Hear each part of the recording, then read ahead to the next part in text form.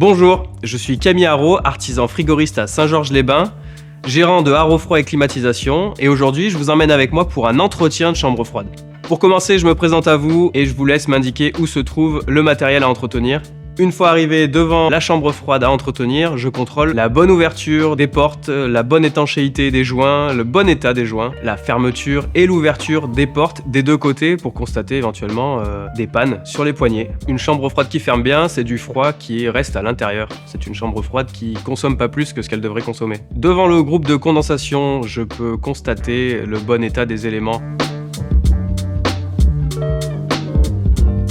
Je branche mes instruments de mesure afin de constater la bonne santé de votre circuit frigorifique. Et j'en profite pour nettoyer l'échangeur à la haute pression. L'idée là, c'est de pouvoir décrasser au maximum cet échangeur afin que l'air puisse circuler correctement. Je remonte en lieu et place le ventilateur. Et j'en profite également pour contrôler le bon fonctionnement des sécurités, notamment pressostatiques. Je peux donc passer ensuite au contrôle d'étanchéité afin de m'assurer que le circuit est bien étanche. Un circuit étanche, c'est une panne évitée. Une fois toutes ces étapes de vérification et de contrôle et de nettoyage effectuées, je peux passer à l'intérieur de la chambre froide pour m'occuper de l'évaporateur. Je contrôle la libre rotation des ventilateurs et de leurs hélices. Le nettoyant que j'utilise est un désinfectant en plus d'être un nettoyant pour échangeur, il permet d'assainir l'air rejeté par l'évaporateur. Pourquoi la désinfection est importante ? On cherche à éviter ici toute contamination de denrées alimentaires.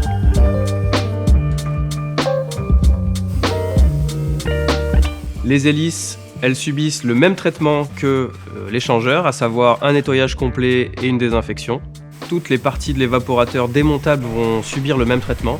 J'en profite aussi pour nettoyer les tubes d'écoulement de condensat qui peuvent se retrouver bouchés. Et je procède au contrôle d'étanchéité de la même manière que je l'ai fait à l'extérieur. Toutes les parties visibles sont contrôlées au détecteur de fuite. Je peux remonter mes cordons chauffants, mes caches, mes ventilateurs, tout ce qui constitue l'évaporateur finalement. Une fois toutes ces étapes effectuées, je peux remettre la chambre froide en fonctionnement et constater la bonne descente en température. Pourquoi il est si important d'entretenir sa chambre froide en tant que professionnel ? Il y a deux aspects à ça. Le coût de l'énergie étant ce qu'il est aujourd'hui, c'est important d'avoir des optimisations finalement énergétiques. Et ensuite, il y a l'aspect hygiène, santé de la chambre froide. Si vous êtes intéressé pour l'entretien de vos chambres froides, vous pouvez me contacter directement par téléphone ou sur internet grâce à mon formulaire dédié.